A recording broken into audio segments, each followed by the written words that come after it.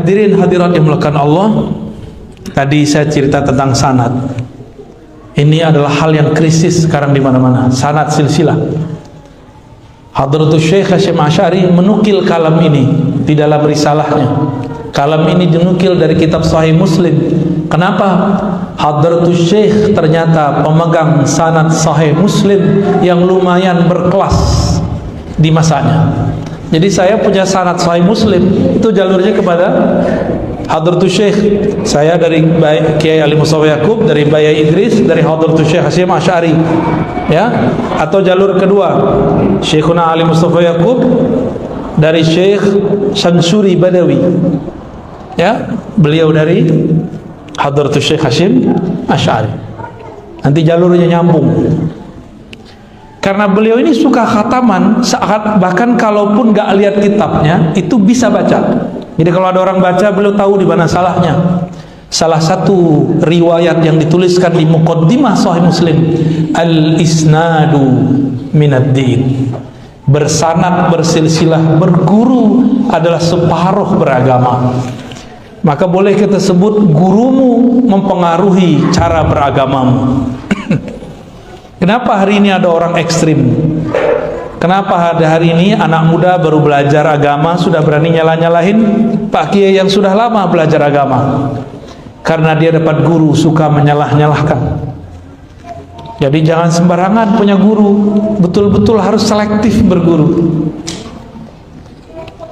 Maka untuk berguru jangan cuma ikut-ikutan. Untuk berguru perlu istikharah. Jadi bapak ibu ini kalau naruh anak ke pesantren, istikharah dulu biar tambah kuat. Jangan cuma mau nikah doang ya.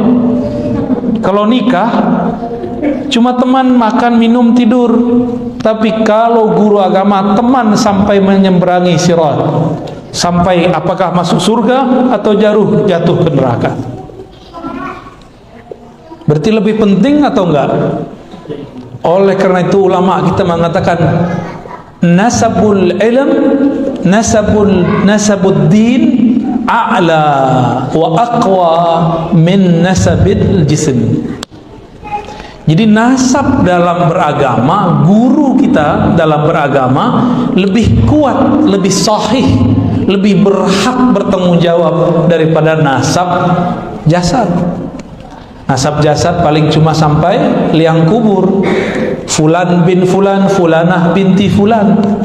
Tapi kalau nasab ilmu, nanti ditanya, kamu murid siapa? Nanti ditanya tuh.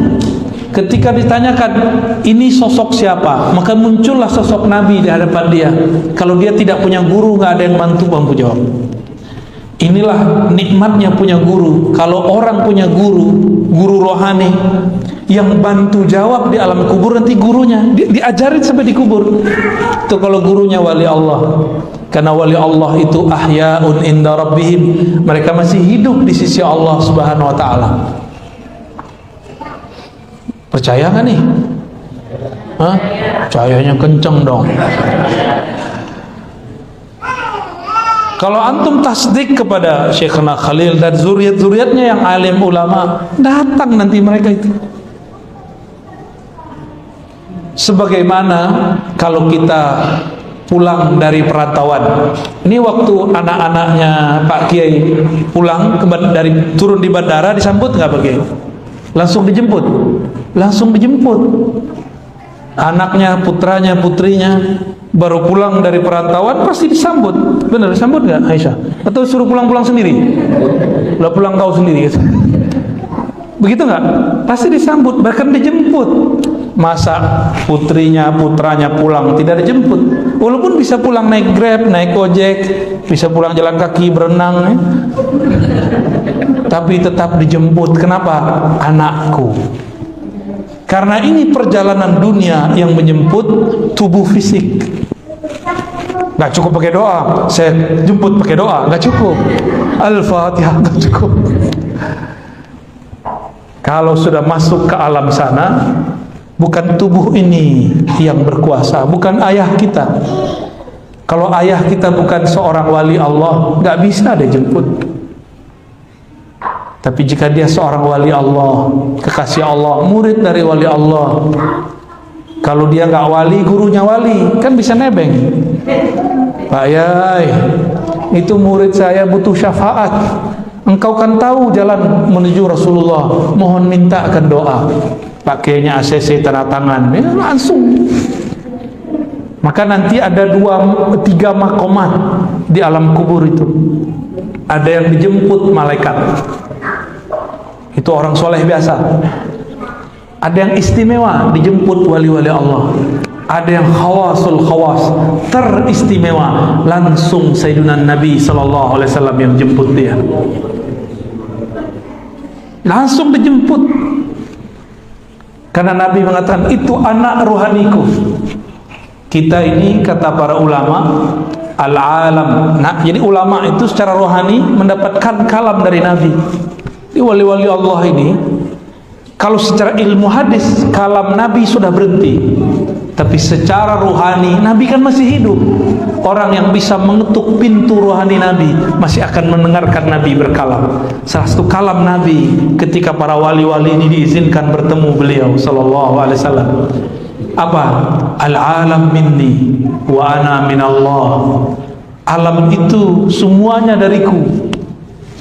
Jadi Nabi itu tulangnya jadi apa, darahnya jadi apa, kukunya jadi apa, kulitnya jadi apa, rambutnya jadi, begitu isyaratnya.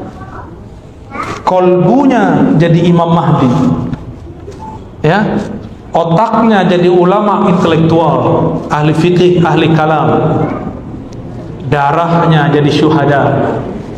Jadi kenapa orang-orang ada yang jadi syahid, dia kecipratan nur darahnya Nabi sallallahu alaihi wasallam. Setan yang mana? Nah, setan kan alam juga. Nah, setan itu bayang-bayang Nabi. Bayang-bayang gelap nggak? Nah itu. Maka Nabi juga penyayang sebenarnya sama setan. Nabi kasihan sama setan itu. Kan gimana-gimana masih dari beliau kan? Ya, tapi setannya nggak tahu diri soalnya. Ente yang mana, Dok?